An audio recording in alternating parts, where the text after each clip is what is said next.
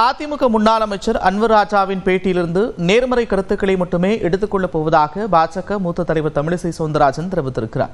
சென்னையில் செய்தியாளர்களிடம் பேசிய அவர் எதிர்மறை கருத்துக்களை எடுத்துக்கொள்ள மாட்டோம் என்றார். அவர் இன்று இந்த கூட்டணி அமைக்கப்பட்டிருக்கிறது. இந்த கூட்டணி வெற்றி பெறுவதற்கான வாய்ப்புகள் எங்களுக்கு இருக்கிறது. சிறுபான்மையின மக்கள் எங்கள் இயக்கங்களை சார்ந்தவர்கள் வாக்குகள் வருவதற்கு வாய்ப்பு இருக்கிறது என ரொம்ப பாசிட்டிவா தான் சொல்லியிருக்காரு அவரு. ஆனா தலைப்பு நெகட்டிவா இருக்கு, அவ்வளவுதான். இது மாதிரி சில கருத்துக்கள், சலசலப்புகள், ஒரு சின்ன வார்த்தையை வச்சு குழப்பங்கள் ஏற்படுத்துவதற்கு வாய்ப்புகள் அதிகமாக இருக்கிறது. ஆனால் நாங்கள் குழம்ப மாட்டோம். ஏன்னா குழம்பிய குட்டையில் தாமரை வேணா மலரும், யாரும் வேற எதுவும் பிடிச்சிட முடியாது. ஒரு சிறுபான்மையான வாக்குகள் கிடைப்பதற்கு வாய்ப்பு இருக்கிறது. சில யதார்த்தமான உண்மைகளை நான் சொல்றேன் அப்படின்னு சொல்றாரு.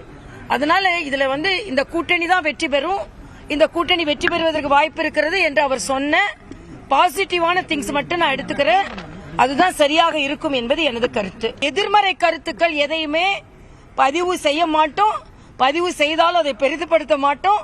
ஏனென்றால் அதைத்தான் எதிர்பார்த்து கொண்டிருக்கிறார்கள். ஏதாவது எதிர்மறை கருத்து வருமா, அதை எதிர்மறையாக எடுத்து செல்ல முடியுமான்னு இல்ல. நாங்கள் நேர்மறையாக செல்கிறோம், நேர்மையாக செல்கிறோம், மக்களிடம் நேரடியாக செல்கிறோம்.